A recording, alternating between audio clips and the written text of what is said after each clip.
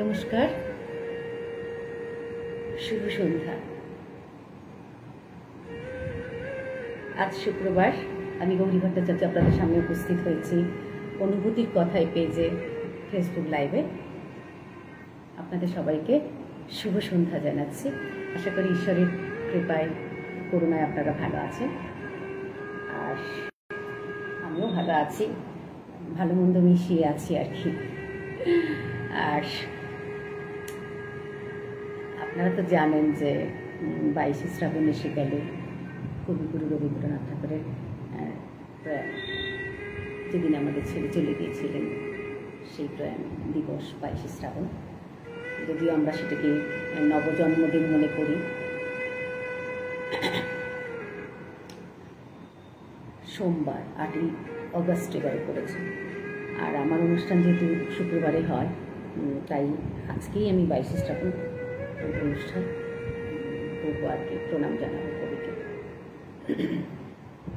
আপনারা নিশ্চয়ই শুনতে পাচ্ছেন।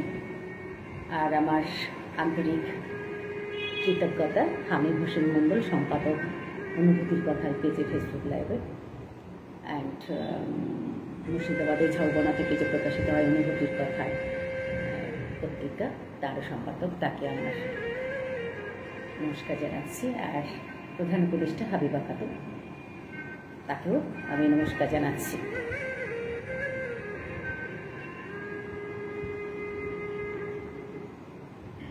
প্রতিদিনের মতো আজকেও শুরু করছি রবীন্দ্রনাথ ঠাকুরের গীতাঞ্জলি থেকে। আর আজকের উপস্থাপনা বিষয়গুলো প্রথমেই বললাম যে 22শে শ্রাবণকে লক্ষ্য করে আমি সেইভাবে আমরা নির্বাচন করেছি। আর চলে যাওয়ার যে দিন 22শে শ্রাবণ 1348, আপনারা যদি কেউ এসে থাকেন কমেন্টস করুন, শুধু আমাকে বলুন শুনতে পাচ্ছেন কিনা, দেখতে শুনতে সব পাচ্ছেন কিনা। আমি গীতাঞ্জলি থেকে শুরু করছি কবিতা।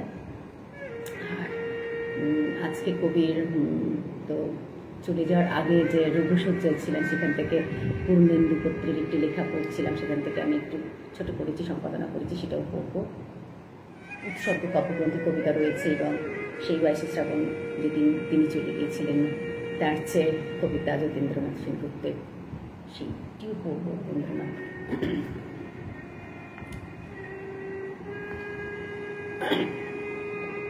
শুরু করি গীতাঞ্জলি থেকে।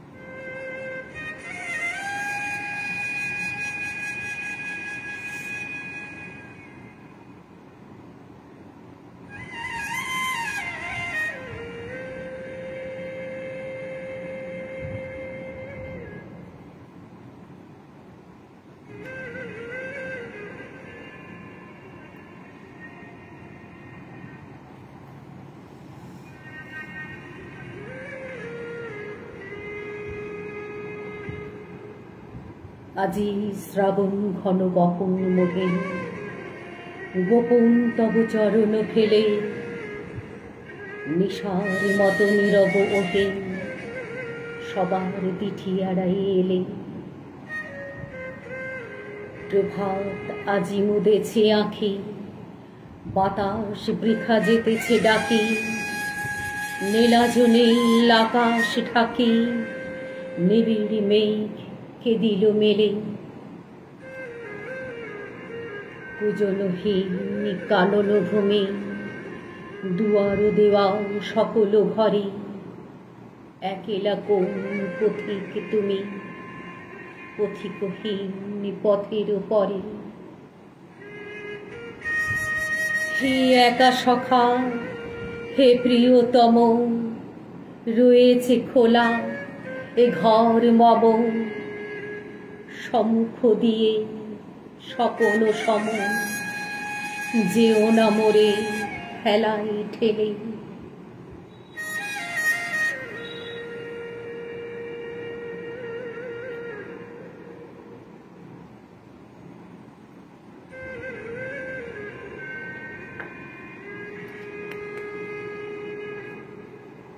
ধন্যবাদ। এবার গীতাঞ্জলি কবিতার ইংরেজি অনুবাদ।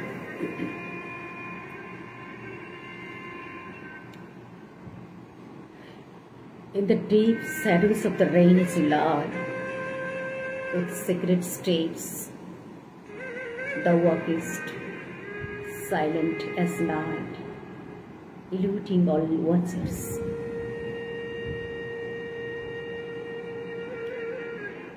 Today, the morning has closed its eyes, heedless of the insistent calls of the loud east wind,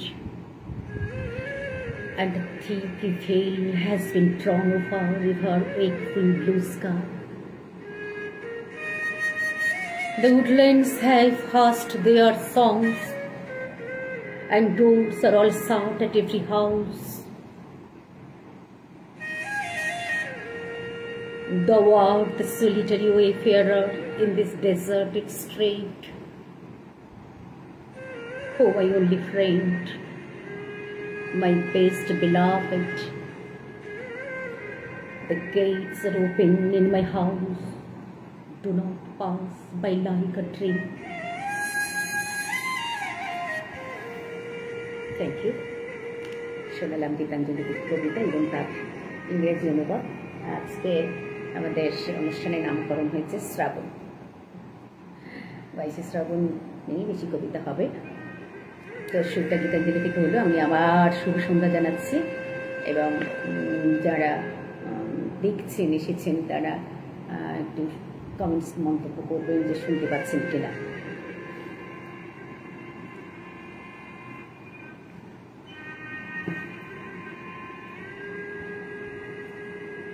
এবারে রবীন্দ্রনাথ ঠাকুরের কবিতা উৎসর্গ থেকে 31 নম্বর কবিতা সেটি শোনাব।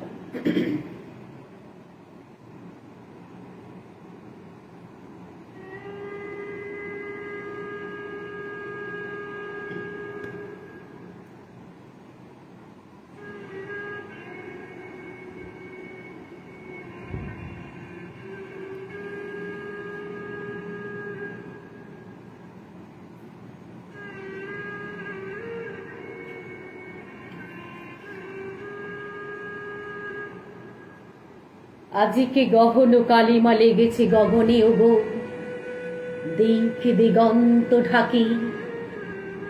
আজিকে আমরা কাঁদিয়া শুধাই স্বপনে ওগো, আমরা খাঁচার পাখি। হৃদয় বন্ধু শোনো গো বন্ধু মন, আজি কি আসিল প্রলয় রাত্রি ঘোর। চিরদিবসের আলো গেল কি মুছিয়া, চিরদিবসের আশ্বাস গেল ঘুচিয়া।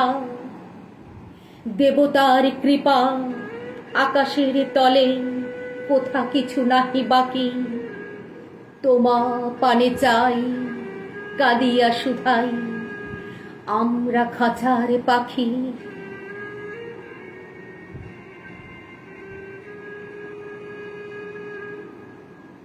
ফাল্গুন এলেই সহসা দক্ষিণ পবন হতে, মাঝে মাঝে রহি রহি আসিত সুবাস সুদূর কুঞ্জ ভবন হতে।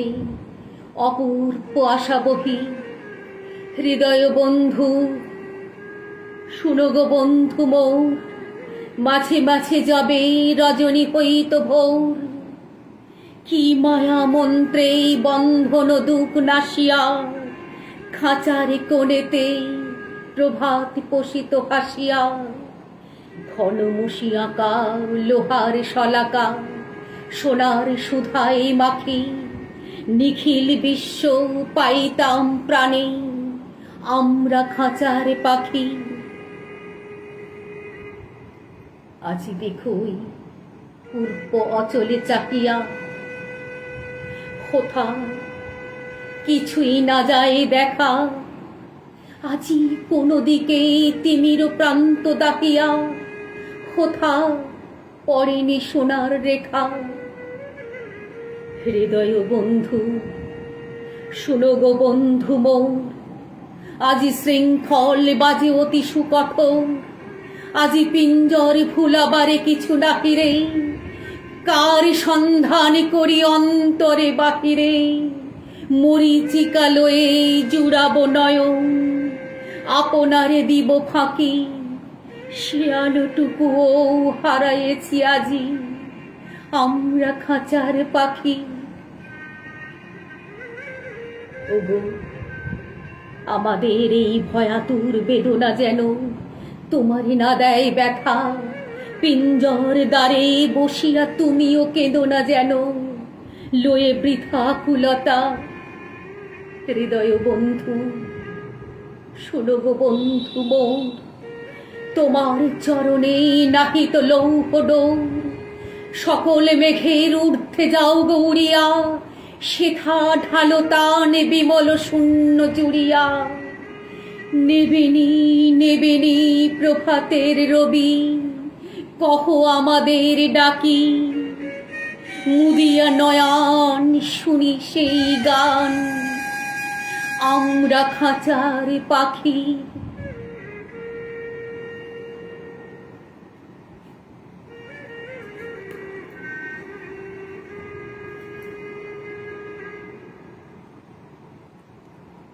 শোনালাম উৎসর্গ কবিতা,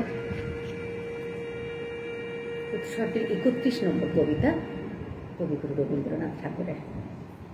নিজেই প্রথম বলে গিয়েছেন যে আমরা খাঁচার পাখি, যখন ডাক আসবে তখন যাও। অত্যন্ত প্রাজ্ঞ মানুষ, তার পারসেপশনস অনেক অনেক হাই উচ্চ লেভেলের, তিনি সবই বুঝতে পারেন। তার কাজ, তার চলে যাওয়া এবং চলে যাওয়ার যে প্রস্তুতি, তিনি কিন্তু সবই বুঝতেন। আচ্ছা, কিছু কমেন্টস এসছে, শুনতে পাচ্ছে সবাই? আচ্ছা, হাবিবা খাতুন লিখছে শুভ সন্ধ্যা দিদি ভাই। হ্যাঁ, শুভ সন্ধ্যা হাবিবা, আশা করি ভালো আছো। অ্যান্ড সুদেশনা আচার্য লিখেছে খুব মিষ্টি লাগছে, থ্যাংক ইউ ভেরি মাচ। মানে তবুও আর কি বলতে হয়, এত কিছুর পরেও মিষ্টি। কবিতাই আর কি সবাইকে সুন্দর করে তোলে, কবিতা আর দেবতা সুন্দরের প্রকাশ। আচ্ছা, অ্যান্ড কাজল ভট্টাচার্য লিখছিল যে খুব ভালো লাগছে, thank you very much. And Habiba Khatun আবার লিখছে খুব সুন্দর দেখাচ্ছে দি ভাই। ওকে, আদার কমপ্লিমেন্ট, কবিতা ভালো হচ্ছে, আমার দেখতেও ভালো লাগছে। অ্যান্ড সো আমি খুব আই ফিল প্রাউড, আমার খুব ভালো লাগছে শুনে, প্রাণিত হলাম আর কি। তো আমি এগোই। আজকে নামকরণ হয়েছে শ্রাবণ, অ্যাকচুয়ালি 22শে শ্রাবণ তো আমি আর আসতে পারবো না, এখানে আমার এমনিতেই অনুষ্ঠান রয়েছে, আর আমার নির্দিষ্ট দিন শুক্রবারে, তাই আমি 22শে শ্রাবণের প্রাক্কালে কবিকে প্রণাম জানাচ্ছি। তার চলে যাওয়ার দিন, আমি তো বলি যে আমরা সবাই বলি নবজন্মদিন, মৃত্যুদিনকে বলি, কারণ একজন মানুষের জন্মে তো কিছু বোঝা যায় না। যখন মানুষ জন্মায় সে যে কি হবে, নেতাজি যখন জন্মেছিলেন, রবীন্দ্রনাথ যখন জন্মেছিলেন, স্বামী বিবেকানন্দ যখন জন্মেছিলেন, কিংবা ভগিনী নিবেদিতা, তখন তো কেউ বুঝতে পারেননি যে তারা এরকম হবেন। তারা যখন চলে গেলেন, তাই তখন তার কাজ অনুযায়ী মানুষ সে সম্মান, শ্রদ্ধা এবং ভালোবাসা, এটা ইটস ভেরি ইম্পর্ট্যান্ট। সো কাজটা ঠিক মতো করতে হবে আর কি, তবে মানুষ মনে রাখবে। আর মনে রাখা, আমাকে নাইবা মনে রাখলো, কেউ যদি এরকম ডেয়ারিং অ্যাটিটিউড করে যে আমি যতদিন আছি আনন্দ ফুর্তি, মানে ভালোভাবে চলবো, মানে নিজেরটা বুঝে নেব, বা খুব লাক্সারিয়াস গুডস কনজিউম করব, বিলাস ব্যাপনে, মানে নিজেকে ব্যাপৃত রেখে দেবো, সেটা তার ব্যাপার, কিন্তু এটা কোনো জীবন নয় আর কি। এই পৃথিবীতে আমরা এসেছি কিছু কাজ করতে, কারণ অনন্তকাল থাকার জন্য তো আমরা আসিনি। আর কাজ করলে, ভালো কাজ করলে ভালোই হয়। তিনি জীবিত থাকতে থাকতে তার জীবদ্দশায় তিনি একটি শান্তিময় সুখকর জীবন যাপন করতে পারেন, যার কাজ ভালো হয়, নির্ঝঞ্ঝাট, গৌরব, গ্লোরি। আসলে বেঁচে থাকতে থাকতে যদি খুব ভালোভাবে আমি মাথা উঁচু করে খুব আনন্দের সঙ্গে ক্রিয়েটিভিটি নিয়ে বা ভালো কাজ নিয়ে থাকি, কেউ আমার পিছনে কিছু বলবে না, সেটাও তো বিরাট অ্যাচিভমেন্ট। অতএব এইরকম চিন্তাভাবনা করা ভালো যে আমি ভালো কাজ করব, ভালো থাকবো। এখন থেকে যারা করেনি তারাও করতে শুরু করুক চিন্তাভাবনা।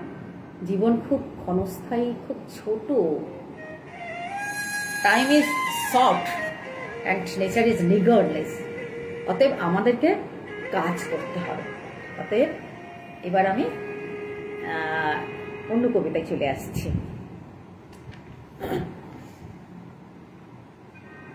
এবার কবি শঙ্খ ঘোষের একটি কবিতা, মানে গদ্য আর কি, অনেক বড়, সেখান থেকে ছোট্ট করে পড়ি আর কি।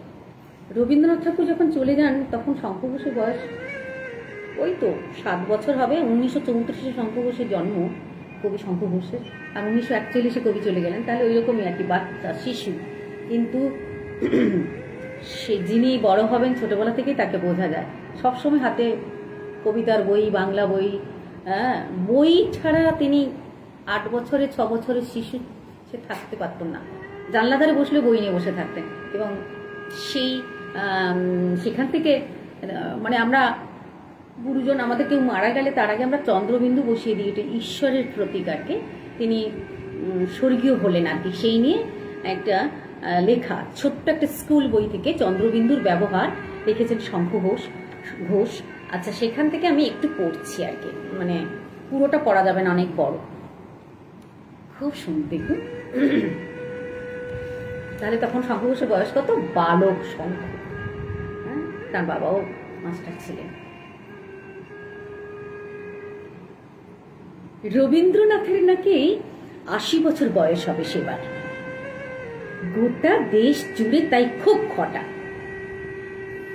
যে স্কুলের পাশে আমরা থাকি সেখানে উৎসবের আয়োজন চলছে অনেক দিন ধরে।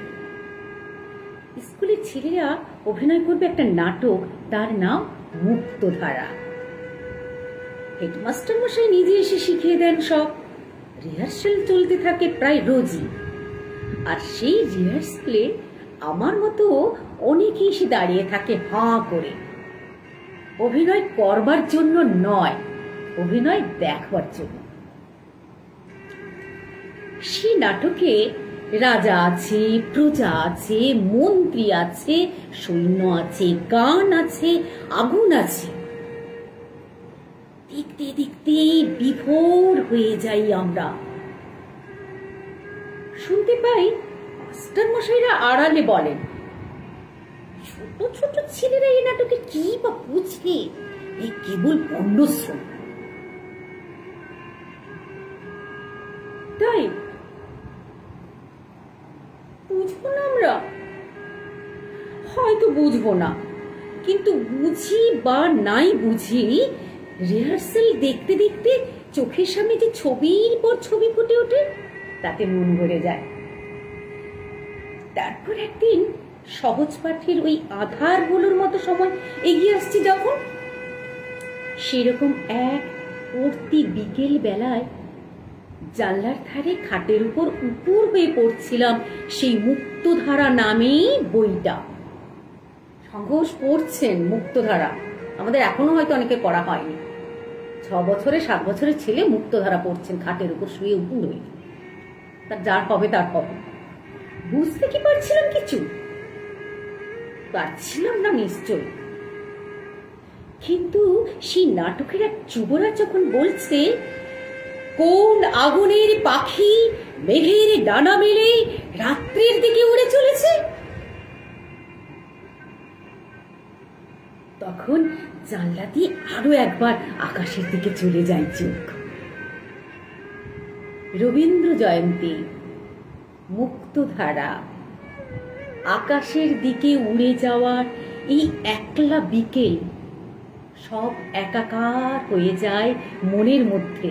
আর এই সমস্ত মিলেমিশে মনের মধ্যে তৈরি হয়ে ওঠে একটা নাম আর ছবি, রবীন্দ্রনাথ। তারপর কেটে গেছে কয়েক মাস। অল্প অল্প মেঘ করা এক দুপুর বেলায় আবারও বসে আছি সেই জানলার পাশে, হাতে সেই বাংলা গদ্য পদ্যের বই। কয়েকদিন ধরে অসুস্থ দশায় বাবা শুয়ে আছেন পাশের ঘরের বিছানায়। একজন কোনো মাস্টারমশাই এসে তার সঙ্গে কথা বলছেন নিচু গলায়। উঁকি দিয়ে দেখে আসি একবার।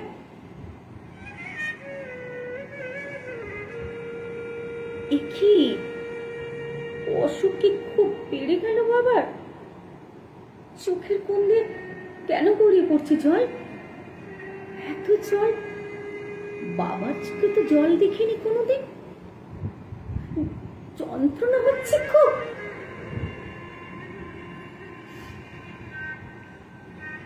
ফিরে আসি আবার নিজের ঘরে। জানলা ধারে বসে বসে বসে অলস হাতে উল্টাতে থাকি বইয়ের পাতা। একটা কবিতার দিকে চোখ নামাই।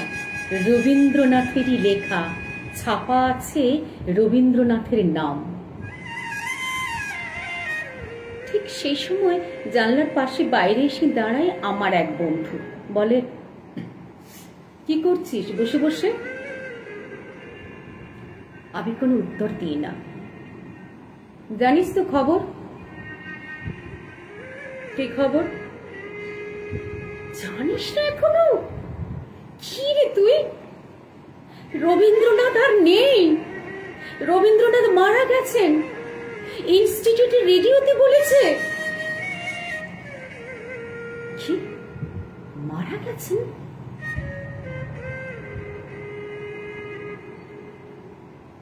ও,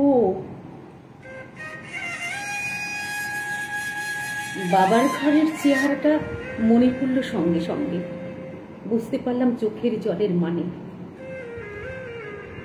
নেই, রবীন্দ্রনাথ নেই।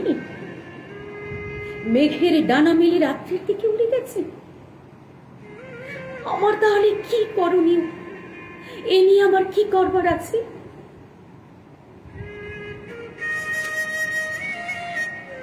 আমি কেবল খুব নিঃশব্দে কালিতে কলম ডুবিয়ে ছাপা বইয়ের পাতার উপর রবীন্দ্রনাথ ঠাকুরের নামের আগে বসিয়ে দিই মস্ত এক চন্দ্রবিন্দু। বইতে দাগ দিলে বলে ধিক্কার দিয়ে চলে যায় আমার সেই বন্ধু। রবীন্দ্রনাথের মৃত্যু নিয়ে এই হলো আমার প্রথম মসি চিহ্নিত প্রতিক্রিয়া। বিন্দু বিন্দু করে তাকে জানা শুরু হলো এরপর থেকে। বাবার চোখ থেকে জল, আর আমার কলম থেকে সেই চন্দ্রবিন্দু ঝরে পড়বার পর।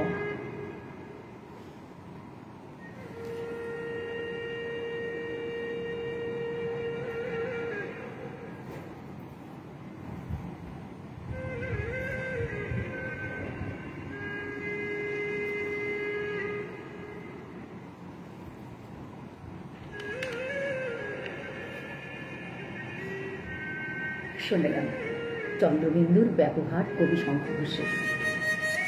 তখন তো সেই আমরাও লিখেছি, কালি পেন ছিল, বাচ্চা ছিলে, সেই সময় চন্দ্রবিন্দু বসিয়ে দিয়েছিল।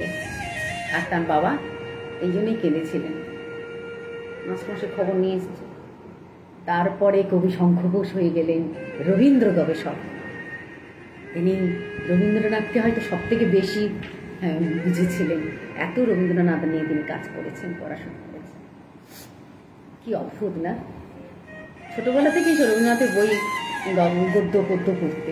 যেদিন মারা যায় সেদিনও হাতে রবীন্দ্রনাথ ঠাকুরের কবিতা মনে পড়ছে। আচ্ছা, আমি আছি অনুভূতির কথা পেজে, ফেসবুকে লাইভে শোনাচ্ছি কবিতা।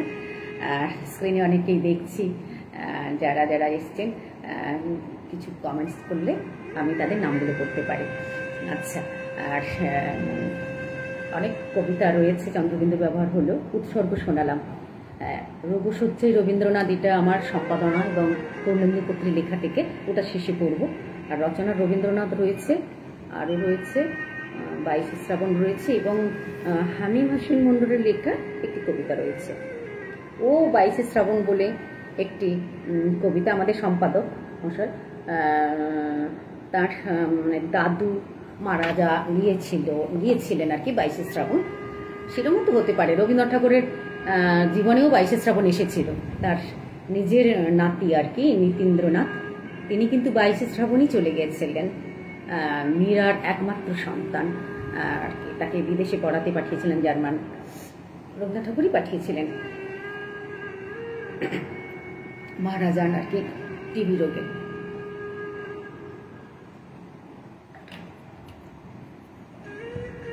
সেদিন রবীন্দ্রনাথ ঠাকুর খুব দুঃখ পেয়েছিলেন, বা ঠাকুর পরিবারে খুব কষ্ট একটা ঘটেছিল ঘটনা। এরকমই হতে পারে 22শে শ্রাবণ রবীন্দ্রনাথ ঠাকুরের যেমন চলে যাওয়া, তেমনি আরো অনেকে চলে যাওয়া হয়তো হতে পারে। সেটা খুব তাৎপর্যপূর্ণ হয় সে তো রবীন্দ্রনাথ ঠাকুরের জন্য অফকোর্স, অবশ্যই। আচ্ছা, হামিম হোসেন মন্ডল তার দাদুকে নিয়ে যেটা লিখেছে ছোট্ট একটি কবিতা। আর হামিম তো আজকে এখনো দেখতে পাচ্ছেন, আসেনি, ওর কবিতাটি পড়েনি। 22শে শ্রাবণ কবি হামিম হোসেন মন্ডল তার দাদুকে নিয়ে লিখেছে। তার হামিম তার নাতি হয়। তার হৃদয় কাঁদিয়ে আশ্রয়টা চুকিয়ে বিদায় নিলেন, চিরবিদায়। তিনি ছিলেন আমার আপনজন, অন্যতম শুভাকাঙ্ক্ষী গুরুজন। বটবৃক্ষের ছায়ার চেয়েও শান্ততার ছাপট ছিল আমার মাথার উপর, নয়কো কপট। ছিলেন জীবন পথের এক সক্রিয় পাথেয়। আপনি মায়ের মতোই পার্শ্ব প্রতিক্রিয়াহীন মনের মানুষ, ছিলেন আত্মার আত্মীয়। চিরসত্য হয়ে বিদায় নিলেন মানুষের মতো। মানুষ হয়ে চলেছেন অমরাবতীর সন্ধানে এক অদৃশ্য সুনিশ্চিত জগতের দিকে। জীবনের অমোঘ সত্যিটাকে চিরসত্য করে চিরদিনের জন্য শান্ত হয়ে বুঝলেন দু চোখ। তার বাস্তববাদিতা, সাবধানতা, মানবিকতা, ধর্মভীরুতা ও সৃষ্টিশীল দৃষ্টিভঙ্গি, আর সেই স্নেহমাখা লাভজনক শাসন, সেই বিপদমুক্ত শীতল সান্নিধ্য আজ আমার মন ছুঁয়ে অশ্রু ভেজায়। 22শে শ্রাবণ আচুর স্মৃতি বিজড়িত দিনগুলির সেই সূক্ষ্ম মাখা অনুভূতি জীবন পথের পাথেয় মনে করি। আপনার পবিত্র আত্মার শান্তি কামনায় আপনার প্রিয় নাতি বুলবুল।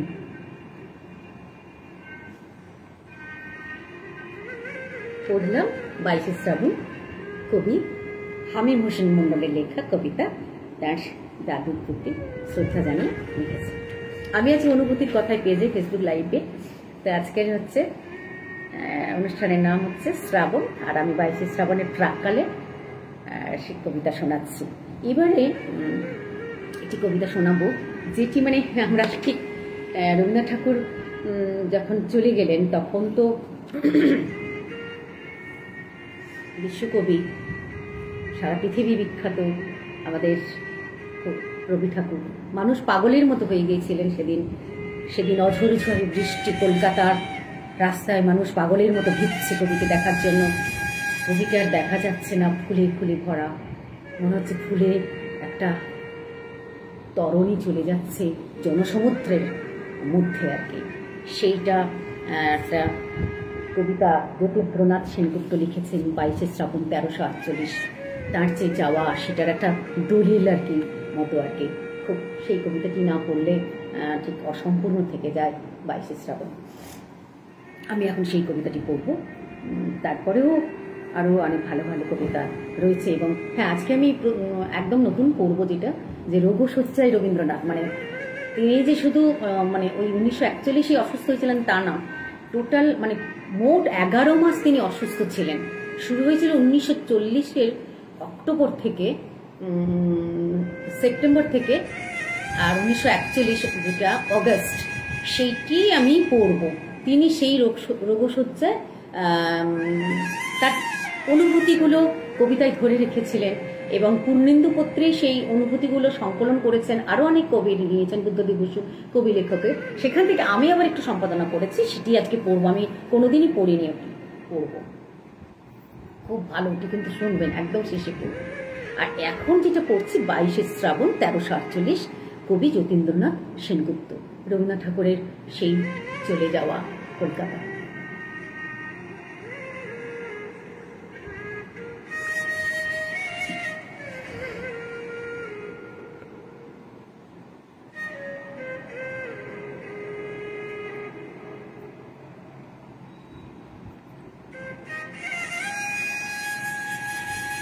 মেঘচাপা পূর্ণিমা আর সারি সারি মুখ ঢাকার উত্তমান আলোয় শহরের নিষ্প্রদীপ রাত, শ্রাবণ সমাচ্ছন্ন।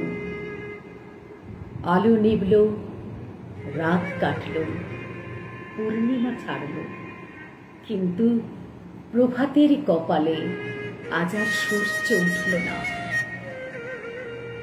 এমনও দিনেই, এমনই শ্রাবণ ঘন গহন মোহে, কানন ভূমি যখন পূজনহীন, সকল ঘরে যখন দুয়ার দেওয়া, একেলা পথিক গোপন তার চরণ ফেলে নিশার মতো নীরবে চলে।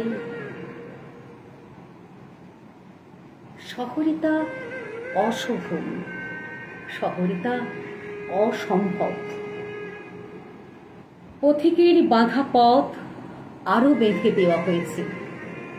কলুটলা street, college street, Cornwall street হয়ে পথিক যাবে।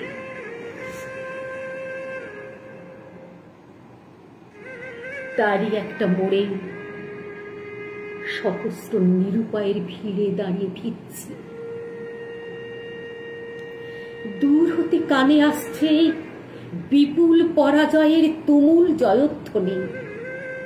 সহসা দেখা গেল বরণের কুসুমকেতন জয়রথ। মনে হল, কি বিচিত্র শোভা তোমার, কি বিচিত্র সাজ। জয়ধ্বনির মধ্যে জোড়া জোড়া জোয়ান আজ মৃত্যুমদে মাতাল হয়ে টানছে সেই যান। টলছে যত তাদের পা, দুলছে তত রথের বিজয় কেতু। আইরে, যেন লটপট করে বাকছাল, যেন বৃষ রহি রহি গরজে। বাঁধা পথে অগণ্য নগণ্যের জনতা, তারই বুক দ্বিধা করে সিধা চলেছে মৃত্যুস্বনন্দন। তারই Kolutola street, college street, Cornwall street পার হয়ে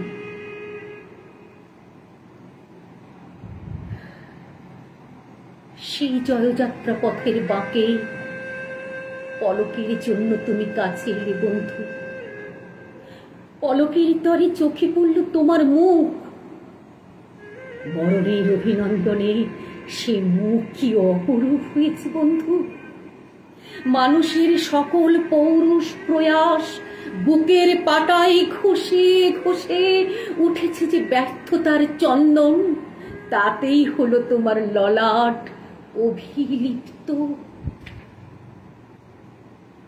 তাদের সকল প্রার্থনাকে পরিহাস করে ফুটে উঠেছে যে ফুল, তাতেই রচিত হলো তোমার মাল্য। করো জোরে, নত শিরে প্রণাম করে বললাম, বিদায় বন্ধু, বিদায়। মরণের হাতের লীলা কমল তুমি, চলেছ আজ জনস্রোতের তরঙ্গে তরঙ্গে। সদ্য ছেঁড়া সহস্রদল পদ্মের মতোই ভেসে শোকের বার দরিয়ায়, অগণিত নগণ নিয়ের নাগালের বাইরে। পরম অভিমানে তারা ছুঁড়ে ছুঁড়ে ফেলছে তাদের নিষ্ফলা ফুল। আমি ফুল দিইনি বন্ধু, আবার পথে ফুলের দোকান পড়ে না। আমি বলতে এসেছিলাম, হৃদয় বন্ধু, শোনো গো বন্ধু মোর। কিন্তু তুমি তখন আমার কথার বাইরে চলে গেছো, তাই শুধু চোখের জল মুছে চোরের মতো চুপি চুপি বাড়ি ফিরছি। ফেরার পথে পরাজয়ের জয়োল্লাস মৃদু হতে হতে আর শোনা যাচ্ছে না, শুধু তার প্রতিধ্বনি উঠছে অন্তরে। আজি পিঞ্জর ফুলাবাড়ি কিছু নাহি রে। আর সাথে সাথে রিক্সাওয়ালার ঠুনঠুনিতেই সান্ত্বনা পাচ্ছি। কি বিচিত্র শোভা তোমার, কি বিচিত্র সাজ।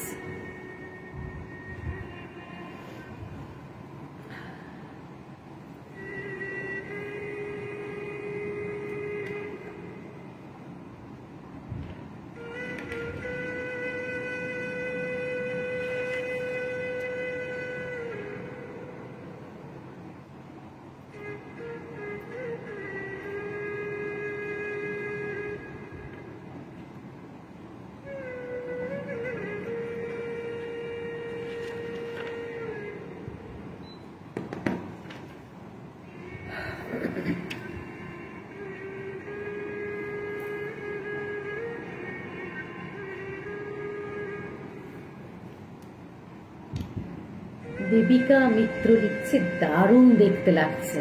আচ্ছা, তাহলে কবিতা ভালো হচ্ছে তো। আচ্ছা, হ্যাঁ, দেবিকা মিত্র আবার লিখেছে অপূর্ব পাঠ। আচ্ছা, থ্যাংক ইউ ভেরি মাচ। সঙ্গে সঙ্গে লিখে দিয়েছে, জানে যে আমি আবার জিজ্ঞেস করবো। সত্যি এই কবিতাটি এত ভালো লেখা, চিন্তা করা যায় না।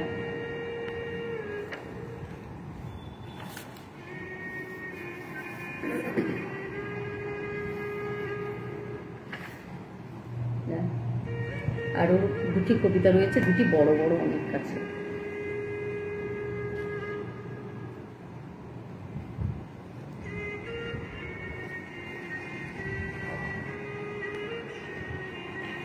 আচ্ছা, আমি আছি অনুভূতির কথায় পেজে, ফেসবুক লাইভে শোনাচ্ছি কবিতা। আজকে আমরা 22শে শ্রাবণের প্রাক্কালে 22শে শ্রাবণেরই কবিতা জানাচ্ছি। কবিগুরু রবীন্দ্রনাথ ঠাকুরের প্রয়াণ দিবসে শ্রদ্ধা জানাচ্ছি অনুভূতির কথায় পেজে, ফেসবুক লাইভ থেকে। আমি গৌরী ভট্টাচার্য প্রতি শুক্রবারের মতো আজকে উপস্থিত হয়েছি আপনাদের সঙ্গে। আপনাদেরকে সবাইকে ভালোবাসা শুভেচ্ছা জানাচ্ছি। অনেক দিন ধরে করছি, আপনাদের আশীর্বাদে ভালোবাসায় করছি। জানি না কতদিন করতে পারবো। আগে তো সাপ্তাহিক করতাম, এখন 15 দিন অন্তর করছি। বুঝতেই পারছেন, এখন বাইরে বেরোচ্ছি, কাজ বেরোচ্ছে, ঘরে বাইরে কাজ তো বেরিয়েছে। আচ্ছা, এবারে হচ্ছে রচনার রবীন্দ্রনাথ, কবি সুনেত্রা ঘটকের একটি কবিতা। এটি একটি মানে ছোট গল্প আর কি। আগে সুনেত্রা ঘটকের এটি ছোট গল্প হিসেবে হতো, কিন্তু আমরা পড়ে পড়ে কবিতার মতো করে দিয়েছি এটিকে। পরমব্রত চট্টোপাধ্যায় আমাদের সু অভিনেতা এবং পরিচালক, তার মা সুনেত্রা ঘটক অর্থনীতি নিয়ে পড়াশোনা করেছেন এবং এত কবিতা, এত কিছু লিখেছেন, সাহিত্য এত উন্নত, লিটারেচারে অ্যান্ড অর্থনীতি, ইকোনমিক্সের ডিগ্রিতে ছিলেন, স্কুল অফ ইকোনমিক্স দিল্লিতে। গুণী মানুষ, তার ছেলেও খুব ঘুরে। এখন তিনি লিখেছেন আর কি রচনার রবীন্দ্রনাথ, খুব সুন্দর একটি মা মেয়ের আর কি, রবীন্দ্রনাথ ঠাকুরকে নিয়ে তার মেয়ের অনুভূতি। মার মেয়ে তো কনভেন্ট স্কুলে পড়ে, আর তার মার কাছ থেকে সে রবীন্দ্রনাথ ঠাকুর কীভাবে পেয়েছে সেটি নিয়ে কবিতা। ইনফ্যাক্ট তারও কনভিকশন ছিল, সবার তো সেই মানে সন্ধানটা থাকে না। মেয়েটি যদিও কনভেন্টে পড়ে, কিন্তু তবুও কত রবীন্দ্রনাথ এবং তার গান, তার নিয়ে তার একটা কনভিকশন ছিল, সেটাও ঠিক। সেটা আর কি। পড়ি তাহলে সুনেত্রা ঘটকের লেখা কবিতা, রচনার রবীন্দ্রনাথ।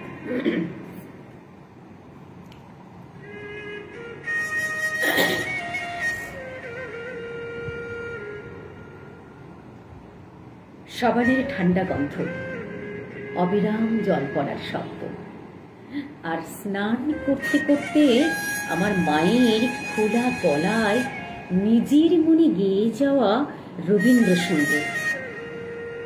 আমার কাছে রবীন্দ্রনাথ মানে এই সব।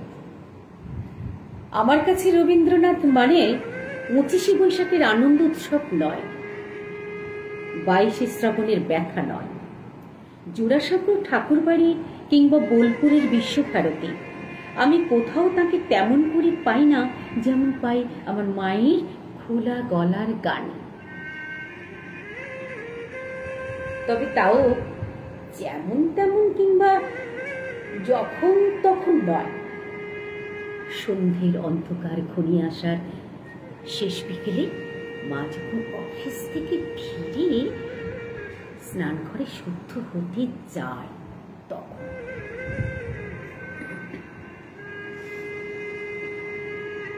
আমার মা কখনো গান শিখিনি।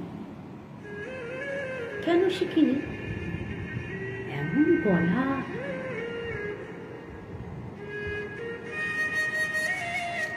মা বলেন রবি ঠাকুরের গান তো তানের নয়, প্রাণের। তাই আসলে তার মুখে এসব কথা মানায়, কারণ বাড়ির পরিবেশ থেকে পাওয়া শিক্ষায় মাকে তৈরি করে দিয়েছি। আর শেখার দরকার কি, এ কথা বলেন আমার বাবা।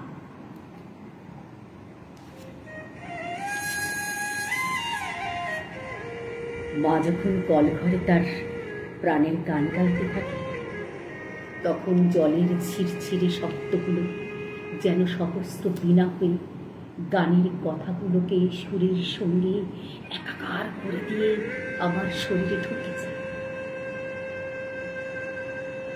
আমি বুঝতে পারি এখন আমার আর রক্ষা নেই, আমি এখন আর কিছুই করতে পারবো না, শুধু শুনে যাওয়া ছাড়া। তাই স্নান ঘরে মা দরজা বন্ধ করলে আমি বাইরে গান পাতি। আমি কিন্তু সব শব্দের অর্থ বুঝি না। যেমন সেদিন মা গাইছিল, যা হারিয়ে যায় তা আগলে বসে রইব কত আর, আর পারিনি রাত জাগতে কে রাত, ভাবতে অনিবার।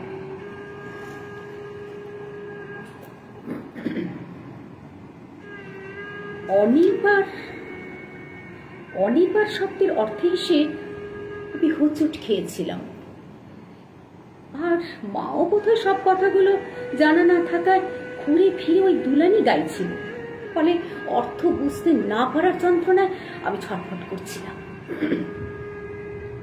মাকে জিজ্ঞাসা করতে মা বলল, এবার তোমার ক্লাস 6 হলো, সব কথার অর্থ জানতে চাইবে না, নিজে আবিষ্কার করার চেষ্টা করো, ভাবো, আরো ভাবো। আমি ভাবতেই থাকি, ভাবতেই থাকি, কুল কিনারা পাই না। মা বলেন, তুমি সত্যি ভাবছো? আমি বলি,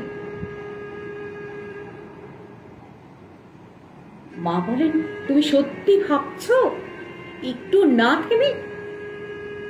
আমি বলি, সত্যি ভাবছি মা, নন স্টপ। মা বলেন, নন স্টপ ভাবতে পারছো আর ভাবতে অনিবার এত কঠিন বোঝার পক্ষে?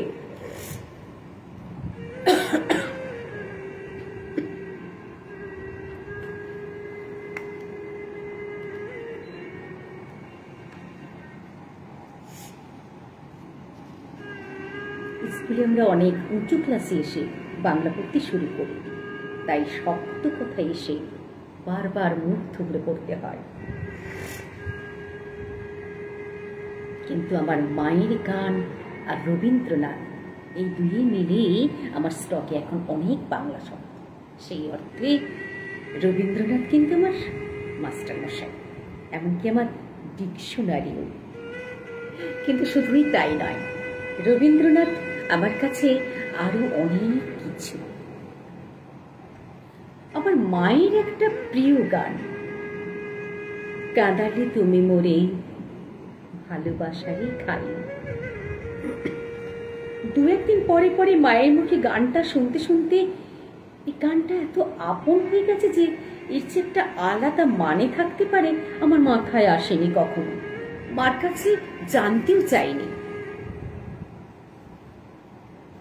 কিন্তু সেদিন হঠাৎ যেদিন বিকেল হতে না হতেই অন্ধকার ঘনিয়ে এলো, আমাদের একরত্তি বাগানের কচি কচি গাছগুলো ভিজা বাতাসে উথাল পাথাল হতে লাগলো। আমার হঠাৎই মনে হলো নিবিড় বেদনাতে উলহ লাগে গায়ে। এই কলিটি হঠাৎ মনে হলো প্রচন্ড ঝোড়ো বাতাসে গাছগুলো তো এখনই যেন ছিঁড়ে ছুটে যাবে, তবু তো ওরা দারুণ আনন্দে আছে। সেই প্রথম বুঝলাম কান্নার সঙ্গে ভালোবাসার একটা নিকট সম্বন্ধ আছে, গভীর দুঃখের সঙ্গে আনন্দ। গাছেদের ভালো লাগা, চারপাশে প্রাকৃতিক উল্লাস, আর আমার বুঝতে পারার ভালো লাগায় আমি কতক্ষণ বুক হয়ে জানলা ধরে দাঁড়িয়েছিলাম জানি না। চমক ফিরল যখন, তখন বুঝতে পারলাম আমার ভীষণ কষ্ট হচ্ছে, ভীষণ ভীষণ কি একটা ব্যথা আমার গলার কাছটা চেপে ধরেছে।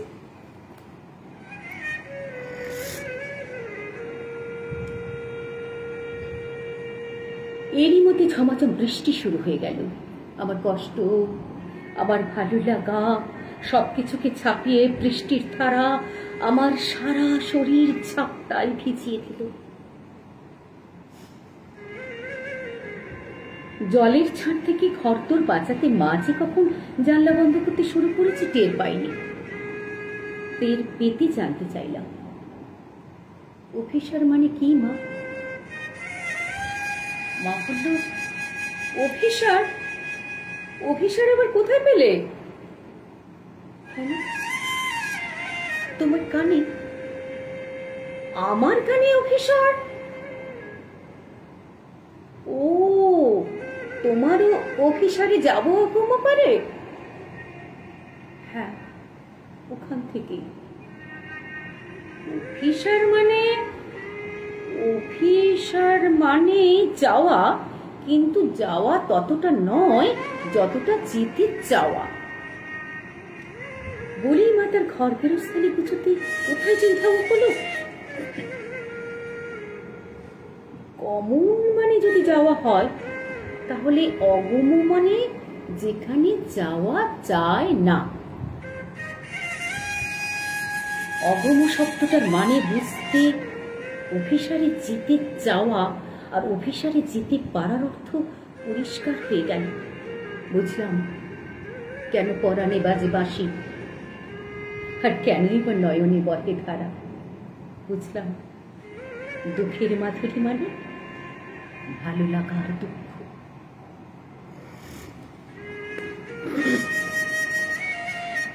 আরে বুঝলাম সব কেড়ে নিয়েও কেউ কিছুতেই ছাড়ে না। আবার যার কেড়ে নেওয়া হলো তার মন সরে না যেতে।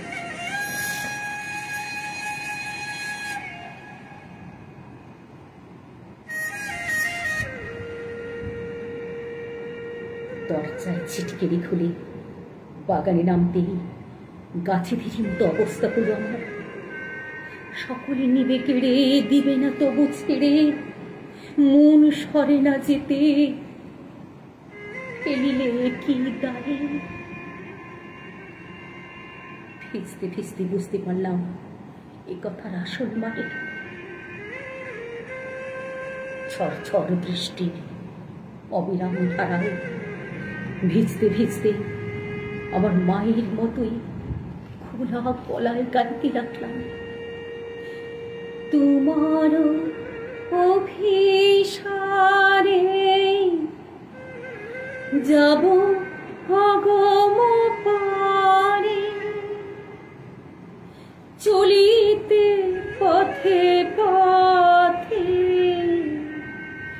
বাজুকো ব্যথা পায়ে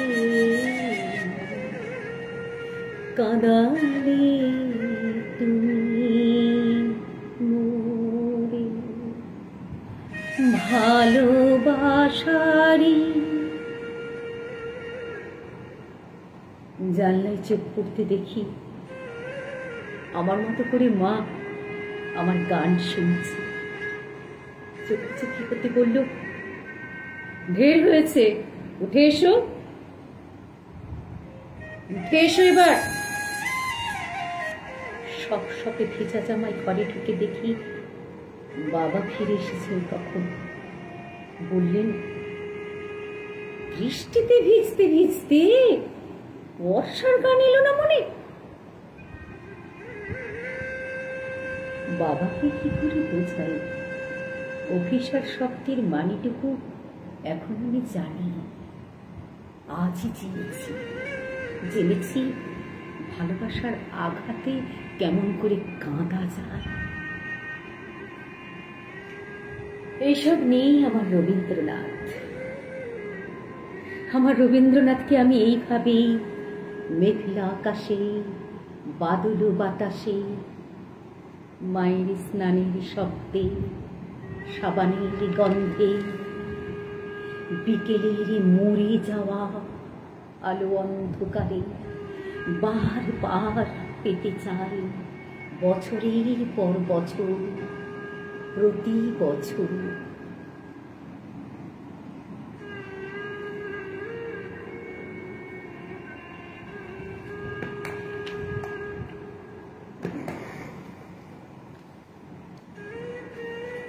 শোনালাম রচনার রবীন্দ্রনাথ একটি ছোট গল্প আর কি পাঠ লিখেছেন সুনেত্রা ঘটক। অ্যান্ড আমার খুব প্রিয় এই বিষয়টি। সুনেত্রা ঘটকের এই লেখাটি আমার খুব প্রিয়, অসাধারণ লেখা। উনি যে কটি কবিতা বলুন, রচনা বলুন লিখেছেন, খুব সুন্দর। বিজয়া দশমী বলে একটি আছে, খুব ভালো লাগে। আচ্ছা, হ্যাঁ, নির্মল মজুমদার লিখেছেন, খুব ভালো হচ্ছে অনুষ্ঠান।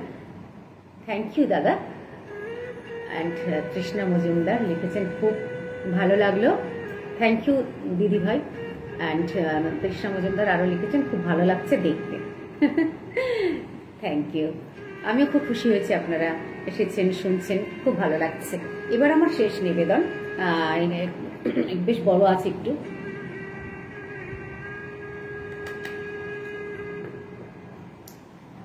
রঘুসজ্জায় রবীন্দ্রনাথ। এটি দেখছি যতটা পারি পড়ব।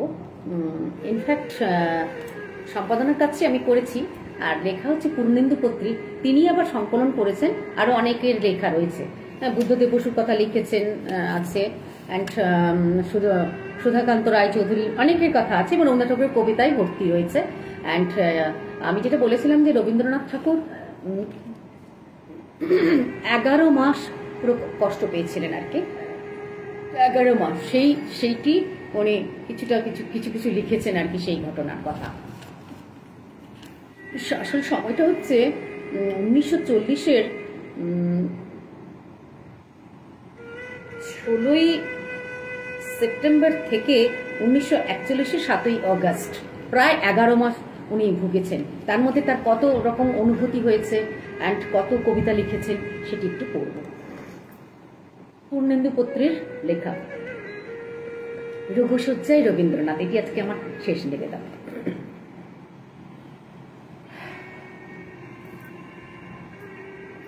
রবীন্দ্রনাথ যখন জীবনের একেবারে অন্তিম লগ্নে, যখন তিনি নিরুপায় রঘুসজ্জায়, যখন বারংবার চেতনা এবং চেতনাহীনতার দ্বন্দ্বে বিধ্বস্ত তাঁর শরীর, তার এই রোগ ও যন্ত্রণা জর্জর সময়ের বহু তথ্যচিত্র ছড়িয়ে আছে ঘনিষ্ঠজনদের স্মৃতিকথায় কিংবা অনুরাগী কবির হৃদয়ে ভেদী রচনায়। প্রথমে বুদ্ধদেব বসুর লেখা একটু পূর্ণেন্দু পত্রী সংকলন লিখেছেন, সেটি পড়ছি। তিনি বসেছিলেন দক্ষিণের ঢাকা বারান্দায়, মুখ তার শীর্ণ, আগুনের মতো গায়ের রং ফিকে হয়েছে, কিন্তু হাতের মুঠি কি কবজির দিকে তাকালে বিরাট বলিষ্ঠ দেহের আভাস এখনো পাওয়া যায়। কেশরের মতো যে কেশগুচ্ছ তার ঘাড় বেয়ে নামত, তা ছেঁটে ফেলা হয়েছে। তার চোখের সেই মর্মভেদী ভাবটা আর নেই। তিনি যখন কারোর দিকে তাকান, সে চাহনি স্নিগ্ধ কোমল। এই অপরূপ রূপবান পুরুষের দিকে এখন স্তব্ধ হয়ে তাকিয়ে থাকতে হয়, যেমন করে আমরা শিল্পীর গড়া মূর্তি দেখি। এত সুন্দর বুঝি রবীন্দ্রনাথ আগে কখনো ছিলেন না। এর জন্যে এই বয়সের ভার আর রোগ দুঃখ ভোগের প্রয়োজন ছিল, লিখেছেন বুদ্ধদেব বসু।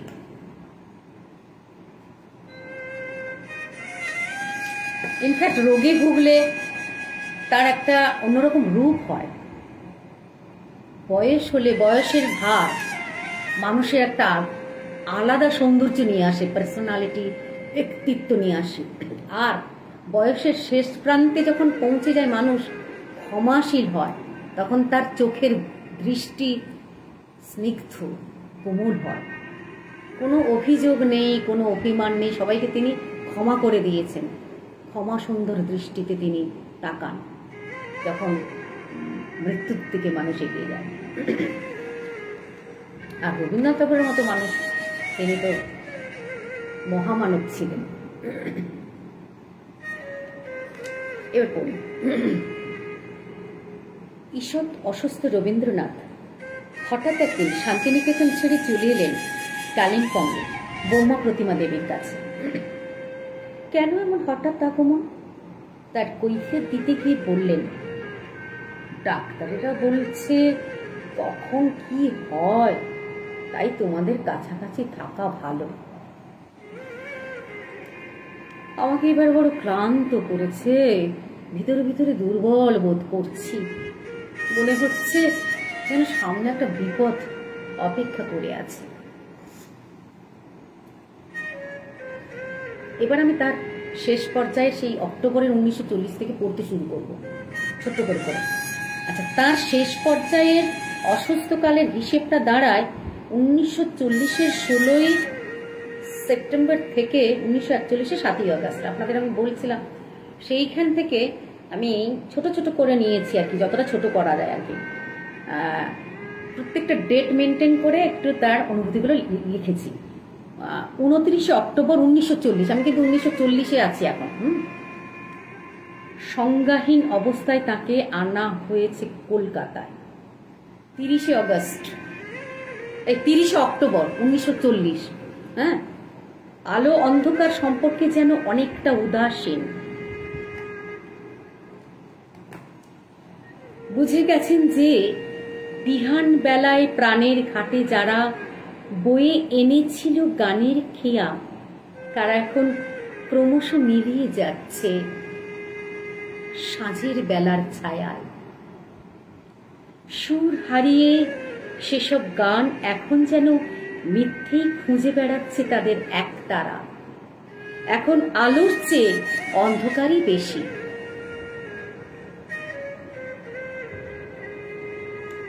কবি লিখছেন কবিতা, প্রহর পরে প্রহর যে যায়, প্রহর পরে প্রহর যে যায়, বসে বসে কেবল গণে, নীরব জপের মালার ধ্বনি, অন্ধকারের শিরে শিরে। এবার নভেম্বর, 4 নভেম্বর 1940। শরীরে প্রবল জ্বর যন্ত্রণা, শরীরে প্রবল জ্বর যন্ত্রণা যেমন অস্তিত্বে এখন তেমনি প্রবল উপলব্ধি।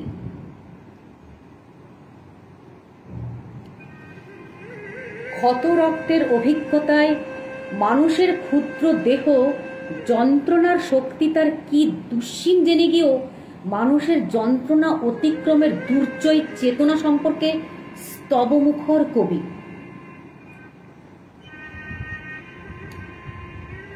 মানবের দুর্জয় চেতনা দেহ দুঃখ হোমা নলে, যে অর্ঘের দিল সে আহুতি জ্যোতিষ্কের তপস্যায়, তার কি তুলনা কোথা আছে? এমন অপরাজিত বীর্যের সম্পদ, এমন নির্ভীক সহিষ্ণুতা, এমন উপেক্ষা মরণেরে, হেন জয়যাত্রা বহ্নিশয্যা মাড়াইয়া দলে দলে দুঃখের সীমান্ত খুঁজিবারে, নামহীন জ্বালাময় কি তীর্থের লাগি। দেখুন কি সুন্দর লিখেছেন। রোগ যন্ত্রণায় কাতর হতে হতে এরকম তার তীক্ষ্ণ অনুভূতি, আর তেমনি তার লেখা। যে রোগও যেমন ঈশ্বর দিয়েছেন শরীরে বহন করার, তেমনি তার লড়াই করার ক্ষমতাও তাকে দিয়েছেন শরীরে। এই সব লেখা পড়লে মানুষ লড়াই করার ক্ষমতা পাবে, অনেক অনেক মানুষের উন্নতি হবে। দারুণ লেখাগুলো। আচ্ছা, এবার 1940 আমি এখন পড়ছি, অ্যাকচুয়ালি যখন আসবো বলবো। 12ই নভেম্বর রাত্রি 2টো 1940। থার্মোমিটারের পাড়া হঠাৎ দেখা গেল অনেক উঁচুতে। তার চেতনার স্তরে সংক্রামিত হয়েছে অসুস্থতার এক নতুন বীজ। থেকে থেকে রুগ্ন শরীরে যেমন জাগে কাঁপুনি, রুগ্ন চেতনায় তেমনি জেগেছে আতঙ্ক। আতঙ্ক আবার ফিরে আসে ওই একই দিনের অন্য রচনায়।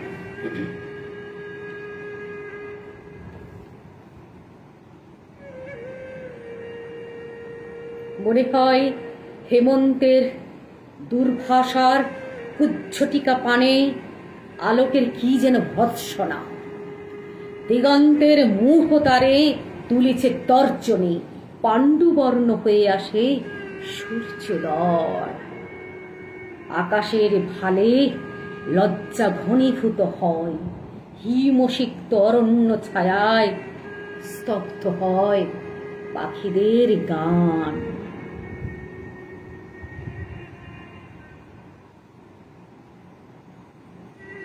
14ই নভেম্বর দুপুর 1940। এই দিনের কবিতায় না আলো না অন্ধকার, না রোগের দাহ, না কোনো দুর্বার জিজ্ঞাসা। যেন সব অথবা কিছু কিছু প্রশ্নের উত্তর পাওয়া হয়ে গেছে। অতএব সংগ্রামের বিরতি। এবার 15ই নভেম্বর প্রাতঃকাল। এখন মনে হচ্ছে তিনি যেন যুদ্ধ ঘোষণা এবং জয় ঘোষণা দুটোতেই অনিচ্ছুক। যুদ্ধ ঘোষণা করতে চাইছেন না, জয় ঘোষণা করতে চাইছেন না। কোন বিরোধী শক্তির কাছে কৈফিয়ত দিতে তিনি নারাজ। সহজ উত্তর তার পাই যেন মনে সহজ বিশ্বাসে, যে বিশ্বাস আপনার মাঝে তৃপ্ত থাকে, করে না বিরোধ, আনন্দের স্পর্শ দিয়ে সত্যের প্রত্যয় দেয় নেই। রোগকাতর রবীন্দ্রনাথের ক্ষেত্রে আমরা যা লক্ষ্য করতুম তা সাধারণ নিয়মের বহির্ভূত ব্যাপার। যন্ত্রণাকে অবিচলিতভাবে সহ্য করার অসাধারণত্ব দেখিয়েছেন রবীন্দ্রনাথ। বিমর্ষতার চর্চা করা রবীন্দ্রনাথের প্রকৃতি বিরুদ্ধ। তিনি অসুস্থতায় ভুগছেন, কিন্তু একটা মজা করে কিছু লিখছেন, মজা করে কিছু বলছেন মৃত্যুর আগে পর্যন্ত। আবার কবিতা লিখে ঠিকও করছেন। এই কথাটা লিখছেন যে বিমর্ষতার চর্চা তিনি পছন্দ করেন না। এটা লিখছেন সুধাকান্ত রায়চৌধুরী, এই অংশটুকু লিখেছেন। এমনকি বুদ্ধদেব বসুরও মনে হয়েছিল কোথাও তার কোনো অসুখ নেই। মানে যখন শরীরটা ভালো থাকে তিনি বিভিন্ন রকম আলোচনা করেন, আবার কখনো ডিপ্রেশন হলে তিনি সেরকম লেখেন। কিন্তু ডিপ্রেশন নিয়ে বা অসুখ হয়েছে, মরে যাব চলে যাব বলে যে সবসময় বিমর্ষ হয়ে বসে থাকা তার বিরুদ্ধ। তিনি একদম বিমর্ষ হতেন না। দেখুন এখানে কোথাও বুদ্ধদেব বসু মনে হয়েছে যে তার কোনো অসুখ নেই। তার কে বলবে তাকে যে তার অসুখ?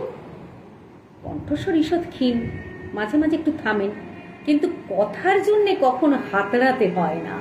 ঠিক জায়গায় ঠিক ঠিক কথাটি আপনি মুখে এসে বসে। সেদিন 1 ঘন্টার উপরে প্রায় অনর্গল কথা বললেন। সাহিত্য, সঙ্গীত, চিত্রকলা, জীবন দর্শন, হাস্য পরিহাস মেশানো এক আশ্চর্য ঝর্ণায় নেয়ে উঠলাম। এর অসুখ ভাবা যায় না। এত নিখুঁতভাবে একজন মানুষ আলোচনা করলেন, বুদ্ধদেব বসু শুনলেন যে এর অসুখ ভাবা যায় না, অথচ রবীন্দ্রনাথ ঠাকুর লিখছেন অসুস্থ শরীরখানা কোন অবরুদ্ধ ভাষা করেছে বহন, বাণীর ক্ষীণতা মধ্যমান আলোকেতে রচিতেছে অস্পষ্টের কারা। মাঝে মাঝে একটুখানি ডিপ্রেশন হতো। দৈনন্দিন জীবনে যার এত কথার অসামান্য দ্যুতি আর হাস্য পরিহাসের ছিলিক এখনো অনর্গল ফোটে যার ঠোঁটে, তার কলমে ভাষা অবরুদ্ধ। তারও আশঙ্কা কৃষতম হয়ে আসছে, বাণীর ধারা ভাষা হারিয়ে ফেলছে, কৃষ মন্ত্রধ্বনি খণ্ড খণ্ড কুণ্ড মাঝে ক্লান্ত হয়ে থাকছে গতিস্রোত। 21শে নভেম্বর 1940 তিনি প্রার্থনারত। সে প্রার্থনা কোনো ব্যক্তি বিশেষের নামে নয়, প্রার্থনা তার দীর্ঘ জীবনের সখা, সুহৃদ, ঘনিষ্ঠ বন্ধু, পিতা, পরামর্শদাতা এবং পথ প্রদর্শক সূর্যের কাছে। হে প্রভাত সূর্য, আপনার শুদ্ধতম রূপ, তোমার জ্যোতির কেন্দ্রে হেরি বহুজ্জ্বল প্রভাত ধ্যানে রে, মোর সেই শক্তি দিয়ে করো আলোকিত। সূর্যের কাছে প্রার্থনা করছেন রবীন্দ্রনাথ। এবার 28শে নভেম্বর প্রাতঃকাল 1940 একদিনে লিখে ফেললেন কবিতা। প্রথম কবিতাতেই জানিয়ে দিতে পারলেন এখন জীবনের দুঃখে শোকে তাপে ঋষির একটি বাণী চিত্তে মোর দিনে দিনে হয়েছে উজ্জ্বল, আনন্দ অমৃত রূপে বিশ্বের প্রকাশ, ক্ষুদ্র যত বিরুদ্ধ প্রমাণে মহানেরে খর্ব করা সহজ পটুতা। দ্বিতীয় কবিতার বিশ্বাস আরো দৃপ্ত, আরো সবল। আমার বিশ্বাস আপনারে, আর তারপরে এ বিশ্বের ভালোবাসিয়াছি, এ ভালোবাসাই সত্য, এ জন্মের দান। বিদায় নেবার কালে এ সত্য অম্লান হয়ে মৃত্যুরে করিবে অস্বীকার। কি অসাধারণ লেখা! মৃত্যুকে তিনি তুচ্ছ জ্ঞান করছেন। আমি যা ভালোবাসা পেয়েছি, অস্বীকার করেন মৃত্যুকে, মৃত্যু নেই তার। তৃতীয় কবিতায় ঘোষিত হলো এমন এক আদেশ যা একই সঙ্গে মনে হয় পার্শ্ববর্তীকে আবার পৃথিবীকে। খুলে দাও দ্বার, নীলাকাশ করো অবারিত, কৌতূহলী পুষ্পগন্ধ কক্ষে মোর করুক প্রবেশ, প্রথম রৌদ্রের আলো সর্পদেহে হোক সঞ্চারিত, শিরায় শিরায় আমি বেঁচে আছি, তারই অভিনন্দনের বাণী মর্মরিত পল্লবে পল্লবে আমারে শুনিতে দাও। যত এগোচ্ছি আমি তত মৃত্যুকে তিনি নস্যাৎ করে দিচ্ছেন। এবার দেখুন, তার মনে পড়ে গেল ম্যাজিক মাউন্টেন উপন্যাসের টমাস মানের কথা। টমাস দাদা হেনরিক মানকে এই কথাটাই লিখেছিলেন একবার, literature is death, I shall never understand how anyone can be dominated by it without bitterly hating it. Its ultimate and best relation is to see death as a way of achieving its antithesis lie. জীবনের উল্টো পিঠ, একটা মুদ্রার উল্টো পিঠ, একটা জীবন একটা মৃত্যু। অতএব একে হেট করা ছাড়া একে এত কিছু পাত্তা দেওয়া উচিত নয়। ডেথকে এত পাত্তা দেওয়ার দরকার নেই, হেট করাই উচিত। কিছুই না, জীবনের একটা পৃষ্ঠা, উল্টো পিঠটা হচ্ছে মৃত্যু, মৃত্যুর একটা অ্যান্টিথেসিস হচ্ছে লাইফ। জীবনের শেষ নববর্ষের ভাষণ দিতে গিয়ে সভ্যতার প্রবল সংকটের ছবি এঁকেও তিনি আমাদের কানে বাজিয়ে দেবেন কোন বিশ্বাসের বাণী।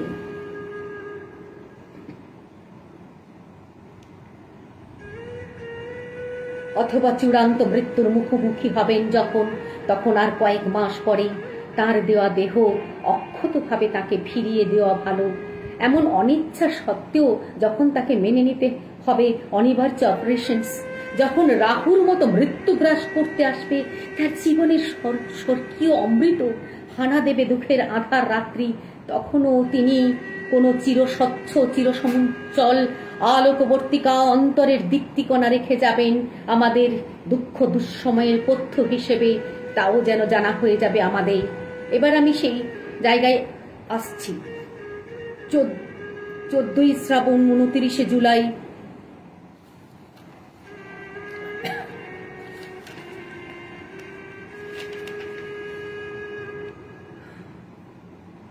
সেদিন অপারেশনস, গায়ের তাপ সকাল 9টায় 98.4, বেলা 1টা 50-এ 98.2, 4:10 98.8, রাত 8টায় 99.3 ডিগ্রি, ভোর 4:40 99, আর নারীর গতি সকালে 82, দুপুরে 96, বিকেলে 100, ভোরে 108।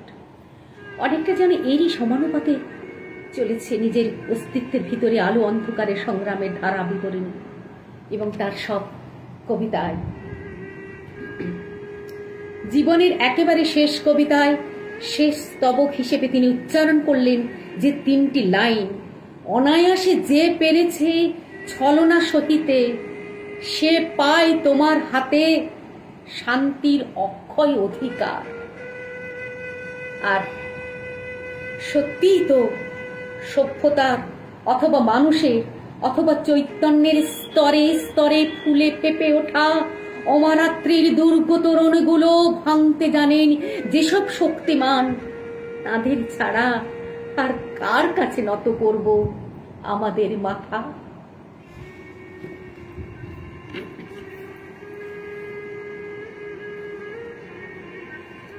পড়লাম রঘুশয্যায় রবীন্দ্রনাথ, পূর্ণেন্দু পত্রের সংকলন থেকে। অনেকের লেখা রয়েছে এবং সম্পাদনা কাজটি আমি গৌরী ভট্টাচার্য করেছি, এবং এটি আমার শেষ নিবেদন ছিল। আমার আন্তরিক কৃতজ্ঞতা হামিম হোসেন মন্ডল ভাই, সম্পাদক অনুভূতির কথা পেয়েছে ফেসবুক লাইভে। আমার আন্তরিক কৃতজ্ঞতা হাবিবা খাতুন, প্রধান উপদেষ্টা, অনুভূতির কথা পেয়েছে ফেসবুক লাইভে। আর আপনাদের সবাইকে আমার অনেক প্রণাম, অনেক ভালোবাসা। আপনারা এতদিন ধরে আমার অনুষ্ঠান দেখছেন আর শুনছেন, খুব ভালো লাগছে। একটা কমেন্ট এসছে, নির্মল মজুমদার, অপূর্ব পরিবেশনা। হ্যাঁ, এই লেখাটা পড়ে আমি নিজে ঋদ্ধ হয়েছি। আরও আছে, বইটি আমার কাছে আছে, পূর্ণেন্দু পত্রের আরও বড় অনেক আছে, কিন্তু এত আমি লিখতে পারিনি, একটু ছোট করে নিয়েছি। আপনারা পড়বেন, রবীন্দ্রনাথ ঠাকুরের পূর্ণেন্দু পত্রের বইটিতে রয়েছে। আচ্ছা, এবার হচ্ছে সবাইকে অনেক অনেক ভালোবাসা, শুভেচ্ছা জানাচ্ছি। সবাই খুব ভালো থাকবেন, আর ততক্ষণের জন্য আবার শুক্রবারে দেখা হবে। সবাইকে শুভরাত্রি।